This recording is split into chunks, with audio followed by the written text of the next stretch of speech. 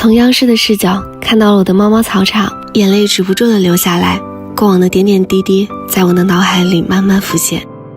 这是2022年的冬天，半夜起来发现水管冻住了，那是第一次意识到冬季里流浪猫最大的难处是饮水问题。北方的冬天冰会冻得很硬，频繁加热水不是办法。我自己研究做了一个自动饮水装置，流动的水基本不会结冰了，附近的流浪猫们也能跑到这里来喝水。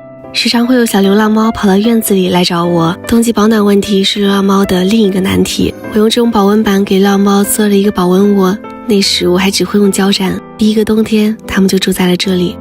喂，小鸡，怎么跑到雪里待着呢？快回窝。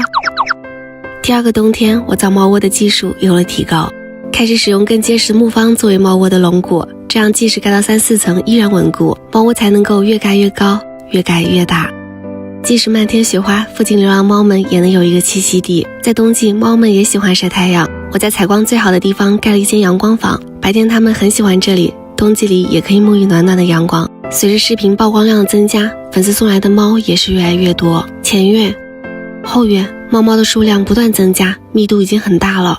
直到有一天，不知是村民还是粉丝送来一兜子小猫，促使我做了一个重大决定，给他们换一个更开阔的空间。这里有绿草，有树林，足足4-5千平的场地，还有可以饮水的池塘。即使换了场地，冬季饮水困难的问题依然存在，水塘一夜之间变冻住了。我突发奇想，用加热带缠上水管，给水流进行物理加热，这样流出的水就变得温温的。接上水管之后，这里就变成冬季里可以无限饮用的温泉水。接着以这个加热带的热源为依托，开始建造保温猫窝。这是建造保温猫窝的技术又一次的进步，不止解决了冬季饮水问题，也加强了猫窝供暖能力。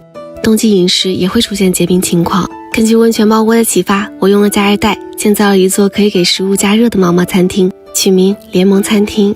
随着对供暖设备的熟练运用，基本每一个猫窝都配备了供暖。抵御东将军的设备逐渐齐全。我一直最担心的是，有一天我记录的视频不再有流量时，这200只猫猫的前途在哪里？我决定走可持续发展之路，我去了猫粮工厂，亲眼见证一下猫粮的生产过程。新鲜的食材等待着进入加工设备，打出来的肉泥也非常细腻。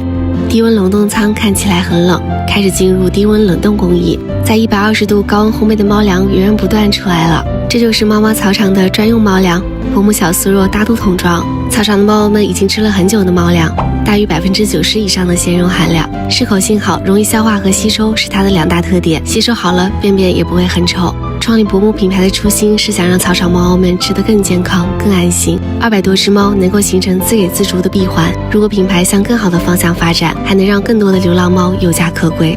这次央妈也报道流浪猫领域的一些无名英雄，希望小伙伴们给予关注。